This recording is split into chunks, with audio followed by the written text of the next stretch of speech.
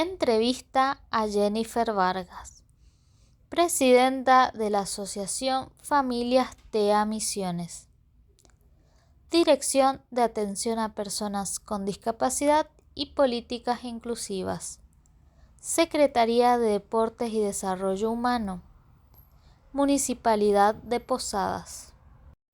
Gracias nuevamente por el espacio que nos brindan a la Dirección de Discapacidad de la Municipalidad con este espacio denominado Diversidad en el Aire, en el cual comunicamos, difundimos, hacemos mucho enfoque a la temática de la discapacidad y hoy elegimos hablar de un tema que es una herramienta fundamental para nuestros derechos, tanto personas con discapacidad como todas las personas tenemos derecho y muchas veces esos derechos se ven vulnerados, muchas veces por desconocimiento de muchas herramientas que nos respaldan y que nos brindan la posibilidad de poder ejercer y defender estos derechos que tenemos como personas.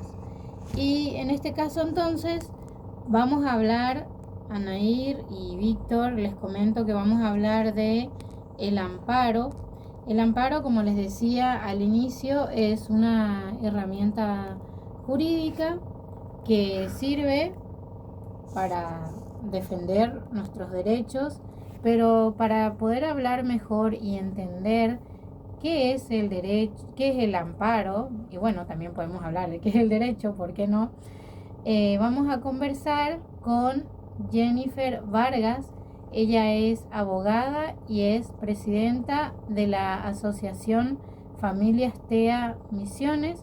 Con ella vamos a conversar acerca del amparo y bueno, le damos la bienvenida a Jennifer. Muchas gracias por estar acá hoy. Muy buenos días. Buen día para todos y gracias por la invitación.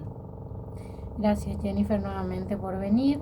Y bueno, para dar inicio a esta conversación, a este diálogo, nos gustaría saber, en primer lugar, si podrías explicarnos qué es el amparo y en qué situaciones se utiliza. Bueno, el amparo es una medida judicial expeditiva. ¿Qué quiere decir esto? Que es dentro de lo que son las demandas, una de las que se resuelven en el menor tiempo posible. En los juzgados federales actualmente un amparo se resuelve aproximadamente en 1 mes y medio, 2 meses, que es un plazo súper rápido para lo que es el normal funcionamiento de la justicia, ¿no? Como esto es una medida sumarísima, todos los plazos son realmente muy cortos. Por ejemplo, al momento que se le notifica la demanda de amparo a una obra social, que son por lo general las mayores destinatarias de lo que es un amparo de salud, el plazo para contestar es de 5 días. Es un plazo realmente muy corto. Básicamente el amparo sirve para cuestiones que son urgentes y que violan un derecho fundamental, que es un derecho constitucional. Cuando hay un planteamiento de salud o una cuestión relacionada a un problema de salud, normalmente es una cuestión urgente, por supuesto, ¿no? Cuando uno tiene un problema de salud lo quiere resolver en el menor tiempo posible.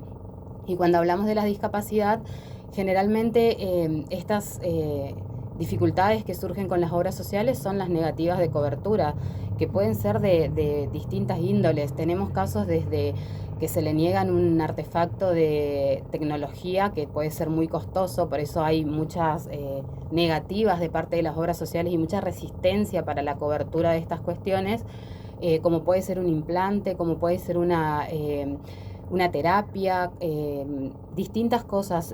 Hay muchas cuestiones que surgen cuando una persona tiene una discapacidad, que pueden traerle un conflicto con una obra social o una prepaga, o incluso con una cobertura asistencial estatal, ¿no? Hay muchas personas que tienen el servicio de Incluir Salud y creen que por ahí no tienen derecho a reclamar algo porque no tienen una obra social, pero la realidad no es esa, la realidad es que el Estado debe garantizar los derechos de las personas con discapacidad independientemente de la cobertura que tenga. Entonces, los derechos que cubre esta herramienta jurídica, o sea, ¿cubre todo tipo de derechos o tiene algunos específicamente? Mira, genéricamente lo que te puedo decir es que cualquier terapia, cualquier intervención, cualquier dispositivo, sea de tecnología, sea de ortopedia o del tipo que sea, que esté ordenado por el médico tratante de la persona, debería en principio tener cobertura obligatoria del 100%. Por supuesto que hay casos específicos y después hay, bueno, dependiendo de cada situación, podría haber alguna que otra limitación, pero genéricamente hablando, si un médico te recomienda determinado tratamiento, determinado dispositivo, determinada terapia, es una obligación de las obras sociales y de las empresas de medicina prepaga cubrir eso. Lo que la ley dice es que la persona con discapacidad tiene derecho a vivir su vida con el mayor nivel de salud posible y de bienestar y en igualdad de condiciones que todas las demás personas. Entonces, si vos tenés una discapacidad que te pone en una condición de inferioridad o diferente a las demás personas y hay un dispositivo que te puede ayudar a vos a suplir esa discapacidad o a mejorar tu calidad de vida o a que vos puedas estar en igualdad de condiciones que otras personas, la obra social tiene la obligación de cubrirte ese dispositivo. Y hablamos desde lo escolar, por ejemplo, desde que un chico pueda tener una maestra integradora hasta que pueda tener un dispositivo tecnológico que, no sé, lea lo que está escrito, no sé, hemos hecho amparos para personas que necesitan un lector de iris para poder dirigir las palabras porque no tienen movilidad. Es como que hay un muy amplio radio de lo que cubre si está relacionado con la discapacidad de la persona, por supuesto. Lo genérico, digamos, es que si lo pide el médico, si está fundamentado médicamente, la obra social está obligada a cubrirlo. Después, bueno, los casos particulares los hay que ir viendo, pero genéricamente es así. Todo lo que pida el médico tratante lo tiene que cubrir la obra social. Incluso un tema que se nos plantea un montón, que creo que es muy importante mencionarlo, es cuando una obra social, por ejemplo, no tiene un prestador de lo que se le solicita al médico tratante. Por ejemplo, acá en Posadas pasa mucho que hay muy pocas fonoaudiólogas o terapistas ocupacionales o ciertos especialistas que están muy bien calificados que no trabajan con obra social, trabajan de manera particular. Entonces, ¿qué dice la obra social? No te cubrimos porque no está en la cartilla o porque no es prestador de la obra social o no hacemos reintegros, por ejemplo. Bueno, eso es algo que no funciona realmente de esa manera y no es verdad que si una obra social no tiene un médico en su cartilla o no tiene una prestación en su cartilla, esa persona con discapacidad no puede acceder a eso. No, la obra social tiene la obligación de cubrirlo, aunque sea por sistema de reintegro, que significa que la persona tenga que abonar ya sea la consulta o la terapia y que la obra social después le debe reintegrar ese dinero a la persona. Eso es algo muy común que muy frecuentemente sucede. También pasa mucho con los neurólogos. Hay muy pocos neurólogos acá en Posadas y no atienden, no trabajan con todas las obras sociales y los costos de las consultas son bastante elevados. Esos son planteos que surgen con mucha frecuencia y que las personas tienen que saber que si un profesional que requiere su hijo o que requiere la persona con discapacidad no está dentro de la cartilla de la obra social o no trabaja con obras sociales, ellos tienen derecho a acceder igualmente a la consulta o a la prestación a través del sistema de reintegro. La obra social está obligada a cubrirlo de la forma que sea. Si no lo puede cubrir de manera directa porque no es su prestador, porque no quiere abonar o por la razón que sea, lo tiene que cubrir por sistema de reintegro. Eso es algo que lo queremos resaltar mucho porque pasa con un montón de cosas, con un montón de prestaciones y obviamente que como sucede en la mayoría de los casos, o sea, las prestaciones que no se pueden acceder por una cuestión económica afectan siempre a las personas que menos tienen y a las más vulnerables, porque quizás el que tiene va a pagar la consulta igualmente para poder acceder, para que su hijo tenga esa especialización o esa prestación o lo que sea que requiera, pero por ahí la persona que no tenga para afrontar esos gastos no va a acceder directamente, esa persona no va a tener directamente acceso a eso y es algo que es injusto y no corresponde y el Estado debe garantizar ese tipo de cosas. Así es muy importante que se sepa que existen estas posibilidades como la solicitud de un amparo, por ejemplo, para que se puedan garantizar todos estos derechos que usted menciona y es muy importante toda la información que nos está brindando en este momento para solicitar un amparo, cuáles son los procesos, cuáles son qué requisitos debo de tener para solicitarlo y dónde. Bueno, mira, quiero empezar diciendo que por ahí el amparo, que es una medida judicial, es generalmente el último recurso que utilizamos en la pelea por los derechos de las personas con discapacidad. Normalmente, previo a hacer el amparo, se hace un reclamo a la obra social, un reclamo administrativo. Generalmente se envía una carta documento y también a veces, dependiendo del caso, se hace un reclamo ante la Superintendencia de Servicios de Salud, que es el organismo que controla las obras sociales.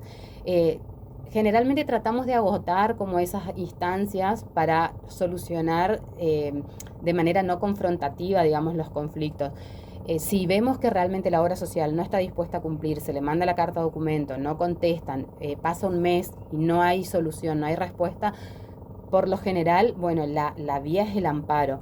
El amparo se puede realizar de manera particular o se puede realizar a través de un organismo que se llama Defensoría Pública Federal. Cuando hablamos de obras sociales nacionales, la persona puede optar ir con un abogado particular y realizar el amparo o puede ir a la Defensoría Pública donde, quiero que eso quede muy claro y que esté resaltado, la Defensoría Pública Federal realiza los amparos de manera totalmente gratuita, sin ningún tipo de costo para la persona que lo realiza. Entonces la persona puede acudir ya sea al abogado particular o a la Defensoría. Normalmente lo que se solicita para iniciar en un amparo son documentaciones que son realmente muy sencillas y muy simples. Quiero que las personas sepan que no es un proceso extremadamente complicado y largo, que es lo que puede pensar una persona cuando se habla de una demanda judicial. En este caso no es de esa manera, porque normalmente cuando hay una cuestión de salud de por medio, estamos hablando de un derecho que es por lo general claro, que es realmente no tiene mucha discusión al respecto. O sea, hay una ley y hay un derecho. Entonces no es que es algo complicado que requiere mucho, no sé, mucha prueba, mucho trámite, muy engorroso. No es para nada de esa manera. Normalmente los requisitos que se piden son cosas que incluso es mucho menos de lo que te pide una obra social para darte la misma cobertura. O sea, tenés que tener el pedido del médico que justifique lo que vos estás solicitando, bueno, el certificado de discapacidad de la persona, los DNIs, una partida de nacimiento, una historia clínica, un pedido médico. Son cuestiones realmente bastante básicas. Una vez que ya el juzgado ve que esta persona tiene un médico que le ha solicitado algo, que ha reclamado a la obra social, eso es muy importante que los papás sepan. Cualquier presentación que ellos realicen ante la obra social tienen que hacerla por escrito, tienen que presentar notas, tienen que tener un recibido. Me pasa un montón en la consulta que por ahí llegan papás que hace 3 meses están peleando con una obra social para una cobertura y han presentado los papeles y no tienen un recibido, o le han contestado de manera telefónica diciéndole no te cubrimos, o de manera verbal cuando van a la sucursal de la obra social le dicen no, mira, esto no te cubrimos, y el papá se va y no tiene algo por escrito que nosotros podamos usar para probar esa negativa o para comprobar que se solicitó esa prestación ante la obra social. Algo fundamental, porque para poder reclamar algo nosotros tenemos que sí o sí tener una prueba de que se solicitó eso antes, de que se pidió, y que la obra social o te está negando eso, no te lo está dando, o directamente hace silencio, que es muy común que una persona solicite algo y directamente ni siquiera le contesten, y pase un mes y pasen 2 meses y la obra social no le dice nada y la persona, bueno, está ahí a la expectativa viendo si le van a cubrir o no, su hijo necesita, tiene que ir, no tiene forma de acceder porque no puede pagar, y bueno, y tienen como esa incertidumbre, estar en la espera durante un montón de tiempo. No es necesario a estar hasta, no sé, que la obra social se le ocurra dentro de 6 meses decirte que no te lo va a cubrir. Si ya hace silencio, si ya no te contesta, si no tenés una respuesta y no está tu hijo recibiendo el tratamiento que necesita, ya vos estás totalmente habilitada para iniciar el reclamo y poder conseguir judicialmente lo que te están negando. Bueno, no sé si está bastante claro lo que estoy comentando. Quiero que por ahí, si me quieren preguntar algo, lo puedan hacer, porque bueno, como es un tema que por ahí es el que a mí más me gusta y me interesa realmente, como que me pongo a hablar mucho, entonces me gustaría que por ahí me puedan preguntar, entonces yo puedo por ahí aclarar alguna duda que tengas, Lucía. Sí, sí, está clarísimo. La verdad que bastante interesante como lo planteas también, el hecho de hablar en un lenguaje sencillo como para que todas las personas que nos estén escuchando puedan entenderlo y comprenderlo. Y existe algo como un amparo individual y amparo colectivo. ¿Qué es, qué diferencia hay entre una y otra?